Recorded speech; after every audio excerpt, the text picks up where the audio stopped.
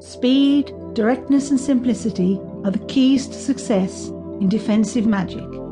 The following is a basic format you can adapt for your own spells, and later in the recording I have described actual spells and rituals that have proved effective in numerous cases to overcome abuse, malice and negativity. Stage 1 is to define the problem you have and the ideal outcome.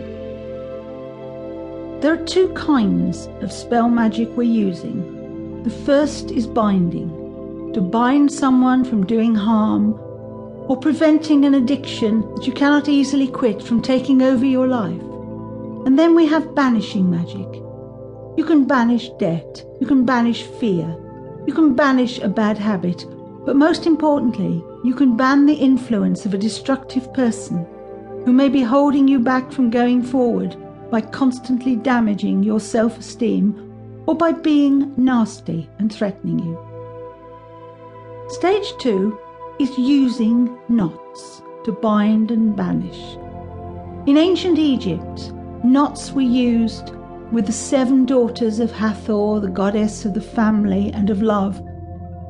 But these were very strong spells, done with red cords to stop harm so that people could have their happy home and their happy family, the same things we want today. You will need a thin cord or a strong piece of thread. Red is a very, very good colour.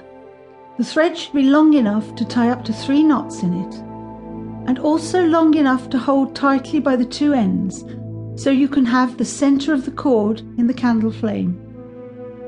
The cord itself will act as the symbol or the basic focus for your spell casting.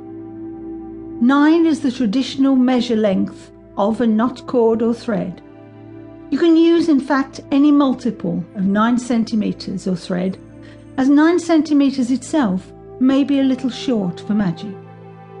You can personalise knot spells with your own essential self. For example, if you have long hair, you can knot 9 hairs from your hairbrush into the cord before you begin the spell, wherever along the cord that feels right. This will also assist to bind your fears that may cripple you from action.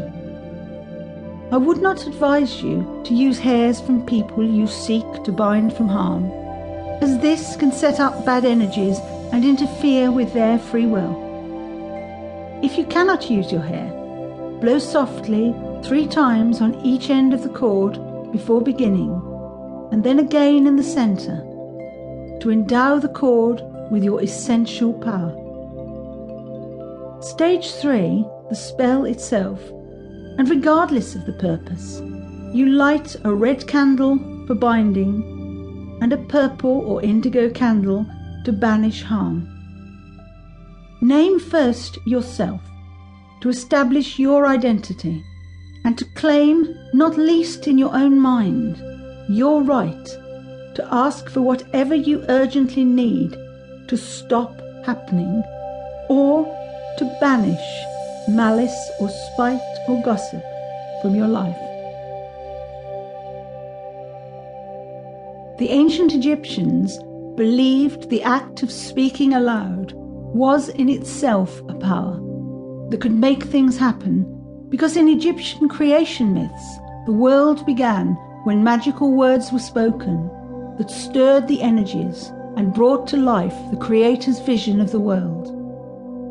In ancient Egypt too, the name was given its own title and its own importance because it was believed it was part of our essential soul. It was called the Wren, and the nastiest thing to do in the ancient world was to erase a person's name from their tomb, or worse still, to write their name on a clay bowl and then smash it. But more positively, every time you say your name, I am, you are pushing back the boundaries of other people and saying, I claim the right to feel like this. I claim the right to respect.